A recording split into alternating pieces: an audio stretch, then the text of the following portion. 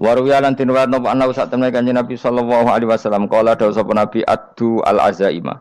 Addu nglakoni ya sira kabeh al azaima ing barang-barang sing pokok, sing wajib. Wekbalu lan nampa sira kabeh ar-rukhsata ing kemurahane pangeran. Nek sing ora wajib ya kadang-kadang tinggal. Aja lakoni terus.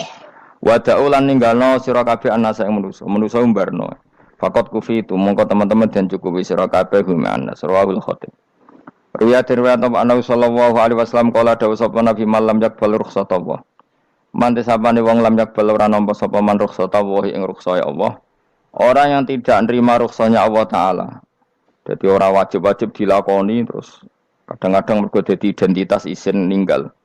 Kalau wong biasa puasa Senin Kamis saking terkenal puasa Senin Kamis sampai muka napa isin. Iku dosane kok Gunung Arafah.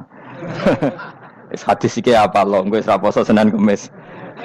Jadi ala kenapa ora puasa Senin Kamis nampa rukhsah pengiran niku ora nampa jeneng gak nglakoni. Karena mengkono iku ali ngatasi mamnal ismi sing dosa apa mislu jibali Arafah iku kaya gunung Arafah. Jadi pangeran itu ya aneh, aneh sing apik to. Jadi misalnya ana wong maca Quran kok yakin ra di sepuro iku dianggap ngenyek Quran. Wong wukuf ning Arafah kok nyangka dosane ra di sepuro iku dianggap ngenyek pangeran. Mana ana wong wali iku mergo ndablek. Dene wong ndablek ra wali iku goblok-gobloke wong. Jadi ke daftar wali lewat jalur napa? Ndablek. Tapi potongannya ya tetep ra wali, jenenge serabakan. Dadi wali niku gampang. Dene kok ora dadi wali wis bejane wong. Engko tak terangno carane dadi wali sing gampang-gampang ae. Nek mbok bar Ramadan tak deloke wis masuk ta urung. Nah ora tak sidangno engko. Ya dadi kan ora dadi wali usul ning pengadilan kudu dimenangno. Rawahu ngrawat hati sapa Imam Ahmad. Wasiratu te syarat iku dumatun. Wasiratu tawi siratal mustaqim dumatun peteng. Wasiraju te dalan lagu maring sirat wal yakinu yakin. Wa te kang yakin tahqiqu tasdiki ku benerno barang sing tasdik tahqiqu tasdiki. Iku tahqiq dalam benerno. Maksudnya kamu punya otoritas pemikiran yang akurat.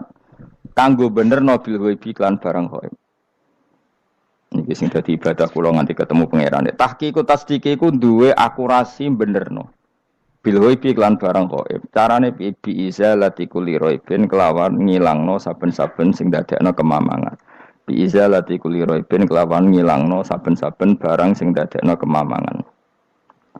Pun kula baleni nggih saking awal wal maqalatu rabi'ah kula terangno. An-Nabi Bakrin Siddiq radhiyallahu anhu dawe az-zulumatu khamsun. Dawe Abu Bakar kegelapan itu ada 5. Mergo Abu Bakar wong saleh, nek kegelapan yo luwih akeh. Dadi ora pati apal nek jumlahe akeh ora pati apal. Roe muk pira? 5. Nah, zaman akhir ora trimo 5 ribuan napa? Ribuan. Nomor 1 hubud dunya. Seneng dunya. Seneng dunya macam-macam, seneng pangkat, seneng apa saja yang tidak mengantarkan ke akhirat. Iku darani napa? Dunya atau apa saja yang murahan iku darani dunya. Kalau terangno definisi dunia, dunia kata dana ya dunuan. Ana sing ulama nasrib sangka dania terus ditakhfif hamzah dadi daniah terus ditakhfif hamzah dadi ya daniyah terus ngikuti wazan fula jadi dunia. Dan barang sing hina iku jenenge napa? Dunia. Utawa barang sing dekat iku jenenge dunia. Kemanane dunia saiki, dana itu maknane dekat. Akhirat nanti. Srungokno wae kok kowe suwe-suwe paham. Sehingga sesuatu yang tidak murahan, kayak sujud, kayak sedekah, kayak ngaji iku ora dunya. Ini kesaksian akhirat. Sehingga ketika Ibnu Khaldun niku Allah itu ngeritik dunia ya yang perlu dikritik. Bahkan kadang akhirat pun dikritik pangeran, swarga pun kadang dikritik pangeran. Nak waya perlu dikritik karena ada konteksnya. Ada apa? Konteksnya. Misalnya begini. Saya punya kitab namanya Khilyatul Auliya atau Baqatul Asfiya.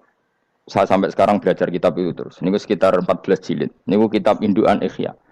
Saya berkali-kali ngomong di mana-mana. Imam Ghazali dalam hal mana Kibul Akhyar, sejarah orang-orang pilihan itu nginduk kitab nama Khilyatul Auliya itu 14 jilid.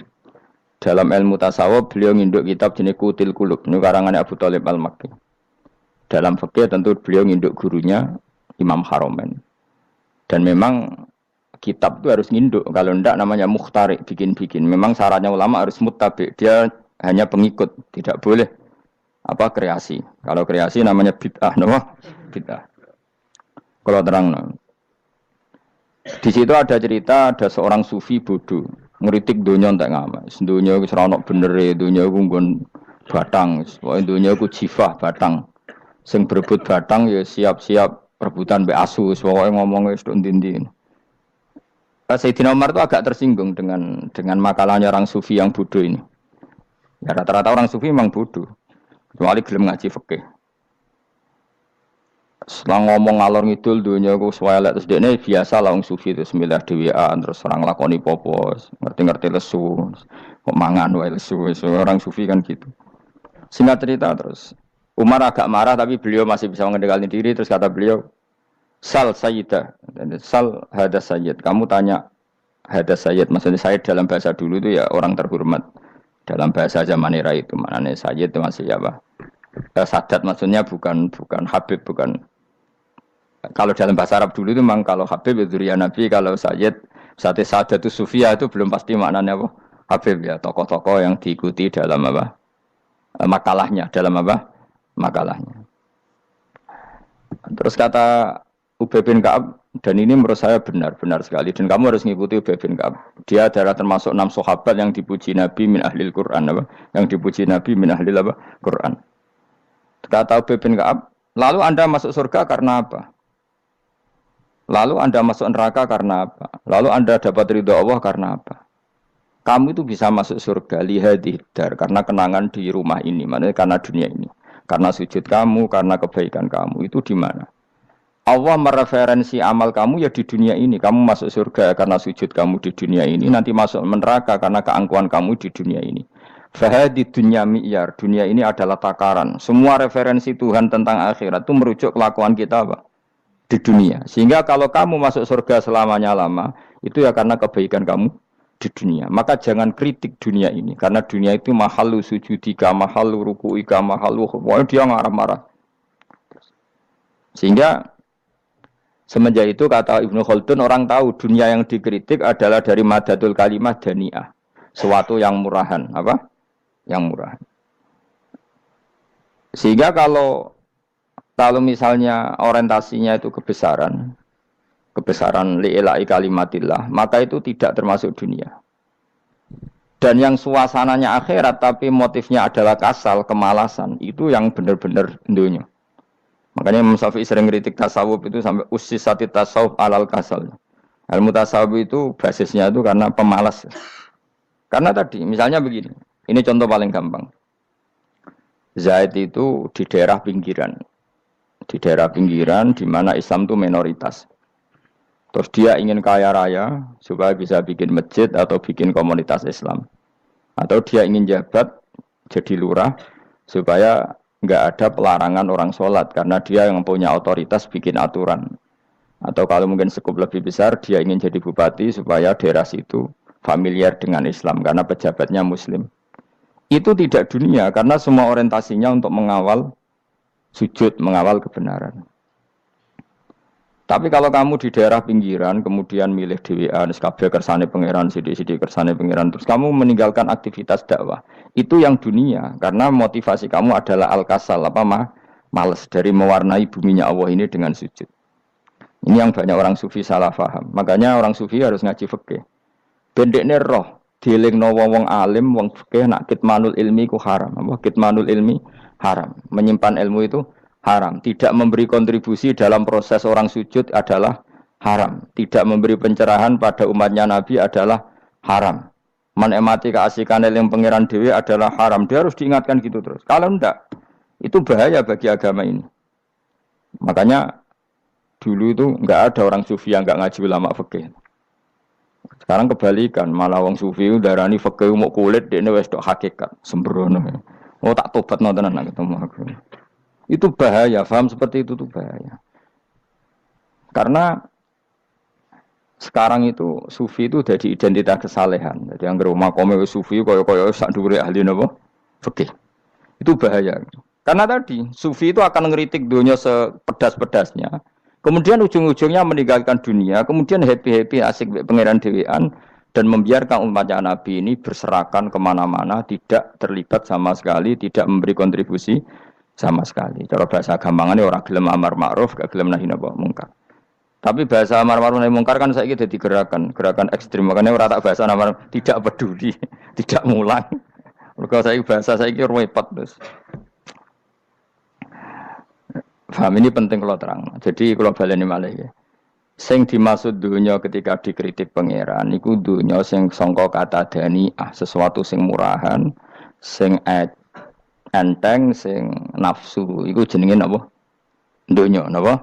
Dunya. Tapi ketika sesuatu itu baik dan mengarah kepada Allah, iki jenenge dunya iki masru'atul akhirah. Maka dunya itu di dua status napa? Siji masru'atul akhirah. Dan ini status yang harus kita pakai. Makanya kata Imam Ghazali itu, kowe nak randi duwe sak penat-penate urip terus merasa enggak punya kenikmatan. Datang saja ke kuburan dan yakinlah semua yang sedang mati keinginannya hanya satu, ingin kembali di dunia dan memperbaiki amal-amalnya. Berarti dunia adalah segala-galanya bagi orang yang sudah mati. Ya, orang yang sudah mati itu cita-citanya satu. La'alli arji, semoga kita kembali ke dunia. Untuk apa? Untuk membenahi semua kesalahan yang pernah dilakukan zaman yang dunia. Terus kamu ingat, fa'ana fid dunya. Ya Allah, alhamdulillah sekarang masih saya di dunia. Artinya saya punya satu kesempatan yang diinginkan semua orang yang sudah mati di seluruh dunia. Lalu malah wali anu surip malah kepengen mati. Saking kakean kasus ini, apa? Kakean apa? Kakean kasus. Makanya di sini sirinya para rasul, para nabi itu sering donga Allahumma tawil umrona, sehingga banyak orang soleh mendoa supaya panjang apa? Umur. Itu karena pas itu yang hadir adalah dunia dengan makna masru'atul akhirah. Tapi ada juga wali dan nabi kadang-kadang donga, ya Allah, jika sebaiknya saya mati, mati saja. Itu ketika tergambar dunia yang sudah murahan, yang sudah arogan, yang sudah tidak jelas. Maka dunia ini punya dua status sekaligus. Jika prospek bagi Anda untuk masru'atul akhirah, maka nikmati senikmat-nikmatnya. Tapi jika bagi Anda ini sudah menjadi ladang maksiat apa-apa, maka jadikan dunia ini tempat tobat. Karena akhirat itu enggak ada apa-apanya dibanding dunia. Jadi akhirat itu hanya mereferensi dunia, apa? Mereferensi dunia. Ini penting kula aturno. Kadang-kadang sufi ku menyen goblok ora iso ngaji. Dia nganggep dunia sampai akhirat itu penting akhirat, tapi cara maknaninya salah. Lho kowe nganti ning akhirat mlebu swarga itu karena apa coba? Amal zaman di mana? Dunia. Berarti penting mana dunia sama akhirat? Penting dunia karena akhirat mau efek, apa? Efek dunia ini yang pokok. Apa dunia ini yang pokok. Kalau Allah kan cara ngendikan tidak seperti itu. Allah cara ngendikan gini loh. Akhirat, maksudnya walal akhiratu khairul lakam nalula gini. Sesuatu yang berorientasi akhirat dan kemudian menjadikan kamu nyaman di akhirat itu khairul lakaminal ula, itu lebih baik ketimbang dunia. Ora kok kowe nak ning dunia nak sepemelek ning akhirat apik ora ngarang ngono, nak ning dunia melek ning akhirat luwih parah. Kayak melaratem cek ngene iki kan. Tapi kan cek iso ngopi, cek iso mangan tengkleng. Coba ning akhirat gak iso blas. Dunyel-dunyel malaikat ngawur. Gayamu bareng melarat iso ning dunia lara lah nak ning akhirat penak. Aku yakin ora luwih lara, tak jamin. Ngeraine kan ketara nak ngono. Keliru omongan aku ning dunia lara lah sementing ning akhirat penak itu ndak bisa. Kowe nyifati donya nggon lara iku serapati ridho mbek pangeran. Berarti ketika iso ngopi ra syukur, ketika iso mangan ra syukur, anane nyifati donya lara. Berarti rapati ridho mbek pangeran. Malah dibles-blesno sebenarnya. Pemenang nak pengurus akhiratnya aku tak tekek. Cuma aku lho pengurus ora sok ben. Tapi gak ada rencana daftar jadi panitia apa? Akhirat. Tapi kira tak syafaat ya ambiarno karena ini penting kalau terang. Makanya Imam Syafi'i masyhur makalah beliau tentang fikih dan tasawuf itu. Nggih saya kutip ya, dan saya memang saya hafalkan terus makna teman. Faqihan wa sufiyan fakun laisa wahida fa inni wa haqqu wa iyyaka ansahu. Terus kata beliau mensifati orang fikih fa hadza qasin lam yadhuq qalbuhu tuqa. Wa hadza jahulun kaifadul jahli yasluhu, itu masyhur. Di dunia ini identitas di dunia kita, dunia ulama itu hanya dua. Kalau enggak sufi ya faqih. Kamu jangan jadi salah satu. Faqih adalah orang sing qasin, itu qalbuhu qasin, hatinya itu keras, hatinya atos. Lam jadu qalbuhu tuqas, gak ditakwa blas. Wong faqih ora ditakwa blas, gak di empati blas. Tapi orang sufi itu wahada jauh ini malah geblek blas, malah parah meneh. Sing sitok atas hatine sitok geblek dari Imam Syafi'i. Kena protes berarti Imam Syafi'i coba protes aku. Kenapa begitu? Misalnya gini orang fikih. Kalau bapak nyontohkan tuh gini. Orang fikih itu punya aturan. Misalnya kalau ruko tidak begini nggak sah. Sujud kalau nggak begini nggak sah. Sholat kalau tidak begini nggak sah. Oke, aturan itu baik. Tapi punya keangkuhan berpikir. Misalnya ada orang desa terbelakang. Misalnya di pedalaman Gunung Kidul, Kulon Progo. Ada orang yang ditobatkan orang-orang sufi. Orang sufi itu ya sing rodok goblok-goblok itu. Misalnya nobatkan. Enak wae wong fikih melok nobatno tapi tahu-tahu bilang ini salatnya enggak sah, rukuknya enggak sah. Fatihahnya enggak sah. Jare sing sufi, wah semane nobatno ora iso salat apa ora disahno. Si sufi ya goblok pisan, ketika ngawal si ajudannya tadi salat, enggak dikawal. Sehingga banyak aliran di Jawa salat ala kali Joko ya ono Fatihah mau meneng tok. Sitok sujud tok. Jadi ini sitok atas atine ora gelem bina tapi muni rasa. Sisi tok goblok, ora tahu nerusno pembinaan. Akhirnya ya mandek ning satu kesalahan dan diwaris ya bergenerasi-generasi. Makanya kata Imam Syafi'i itu sitok goblok, sitok atas hati ini. Jadi kamu jangan jadi salah satu itu. Makanya kamu aman karena kamu ndak sufi ya ndak fakih. Makanya enggak masuk enggak masuk yang dikritik Imam Syafi'i. Kamu sufi ya ndak fakih ya ndak. Makanya kalau Imam Syafi'i ngeritik itu tapi alhamdulillah saya ndak dua-duanya. Ya ndak sufi, ndak fakih. Karena orang sufi itu kalau ditelusuri itu memang kesalahannya terlalu banyak. Kecuali dia mau ngaji fikih. Kenapa? Kecuali dia mau ngaji fikih. Kayak tadi misalnya, sampai Imam Syafi'i zaman itu duka yang menghentikan usisat tasawuf alal kasal. Ilmu tasawuf itu dibina. Itu berdasar kemalasan. Loh, saya punya teman sufi banyak. Saya ini kiai loh. Punya teman sufi banyak. Tekon dengan kula Gus donya rusak, sementing sakniki wis ngatah-ngatahno istighfar. Memangnya kita bisa diistighfari pangeran di sepuro pangeran ketika kamu orang alim ndak mulang? Memangnya kowe iso di sepuro pangeran ketika kowe sugih ra zakat? Memangnya kowe iso di sepuro pangeran wis kere ra nyapu masjid teko Jumatan, bareng ngrokoke diusep-usep ning pojok masjid bar mulai. Enak wae. Ana keran coplok wis dibarno. Memangnya kamu bisa jadi orang miskin seperti itu kemudian dimaafkan Allah? Ndak bisa. Kamu harus terlibat dalam proses sholat. Wis kere ya urun gawe keran, misalnya orang ngono urun masjid ya nyapu-nyapu, sing sugih urun dhuwit, sing alim urun mulang. Kok enak? Dunya mbangkep rusak terus kabeh dhewean. Menengi sampean kedheweane neraka ora tak baturi ya ngono. Ndak bisa, sufi seperti itu ndak bisa, tuh kriminal. Malah Imam Syafi'i dalam satu makalah kowe esuk tasawuf, awan wis rondok ngene. Saking ekstrimnya beliau. Nah, kenapa Imam Ghazali muji orang sufi? Kitab-kitab Risalah Kusyirah muji orang sufi itu sufi-sufi yang kayak kowe. Sufi-sufi yang belajar fikih, napa? Sufi-sufi yang masih mau belajar fikih. Kok enak? Jadi sufi itu maknanya sidik-sidik. Zaman wis rusak itu tidak seperti itu. Nak rusak ya amanat pengiran kon melok dandani.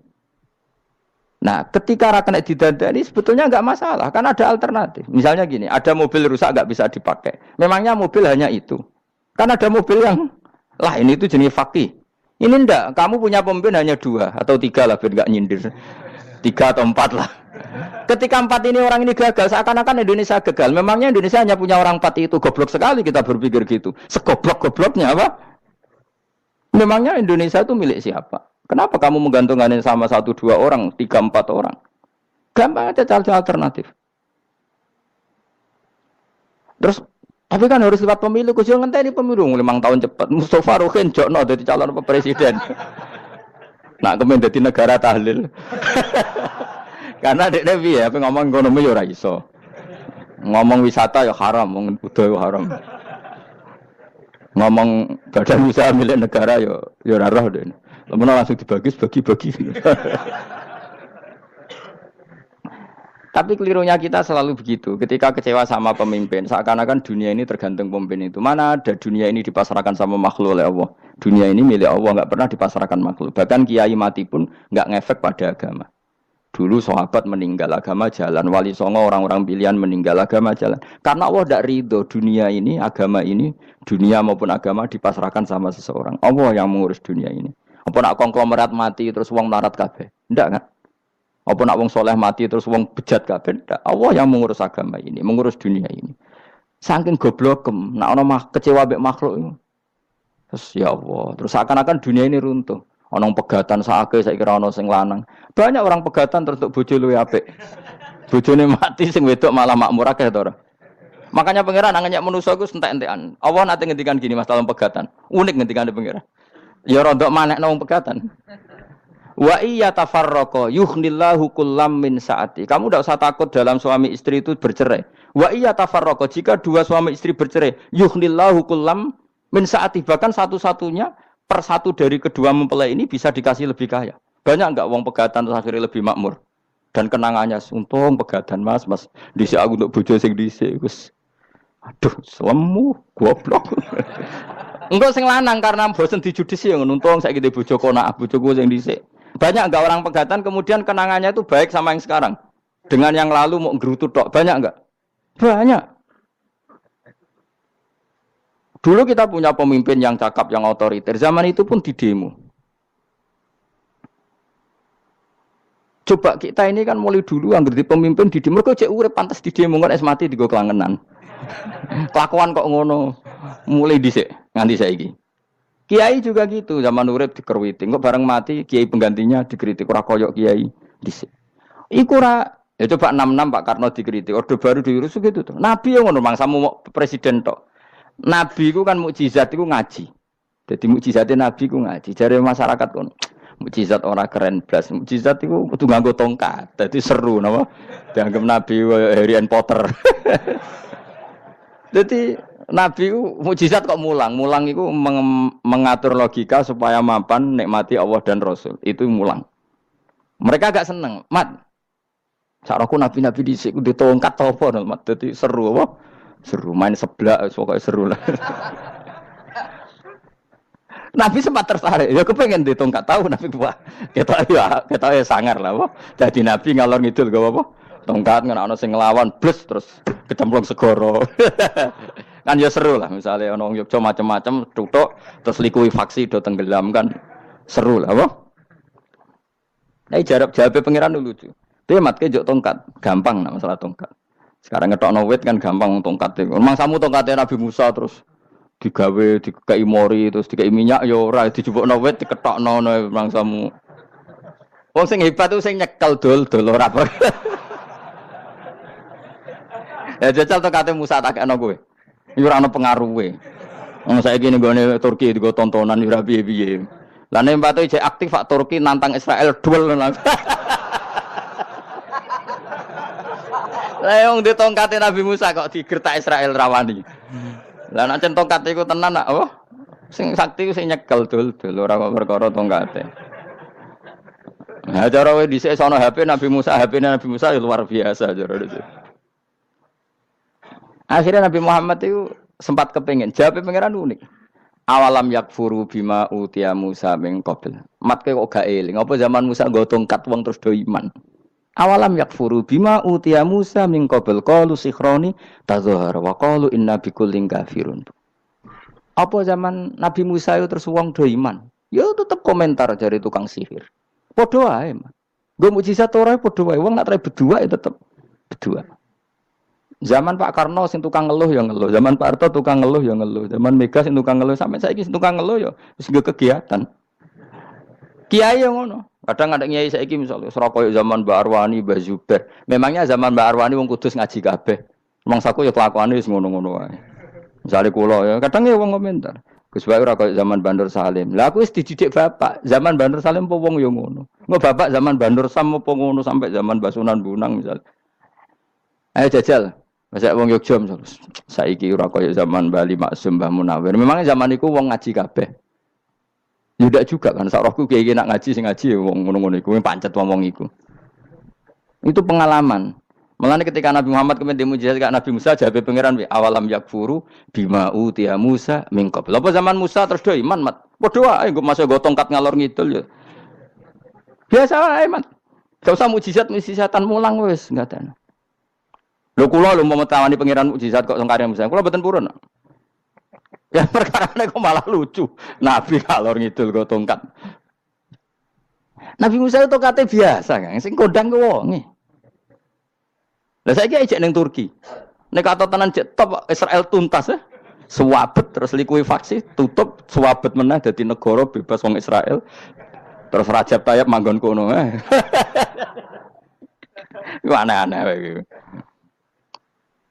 Makanya penting, yang dikatakan mukjizat yo ngaji. Ngaji itu bisa membentuk yakin. Yakin itu bisa membentuk tahqiq. Nah caranya yakin gimana? Tak warai kan, ben dadi wali. Wali sing jalur ilmu. Jalur melarat wis kowe luwih iso lah. Wali ku jalur akeh. Alim yo iso dadi wali, zuhud dadi wali, melarat yo iso dadi wali. Syaratnya ridho ora kepengin sugih.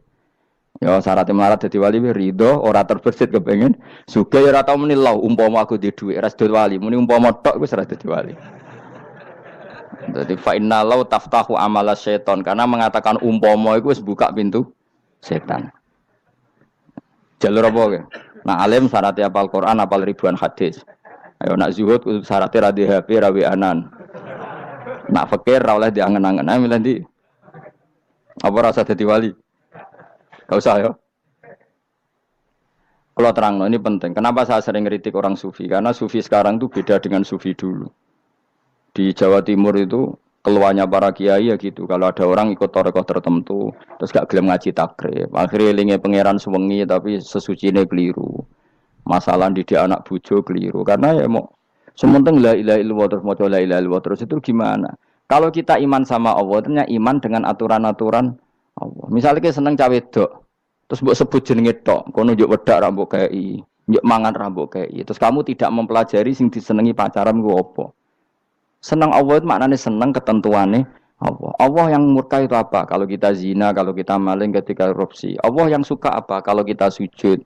Lalu syaratnya sujud apa? Harus dalam keadaan suci dari hadas besar maupun hadas kecil dan tempatnya tidak ada najis. Bahkan harus gitu. Itu senang Allah kok aman. Allah sewengi terus pingsan, kesemper. Terus tak tepak harus darani wali. Darani wali ana salam template. Wah apa-apaanan.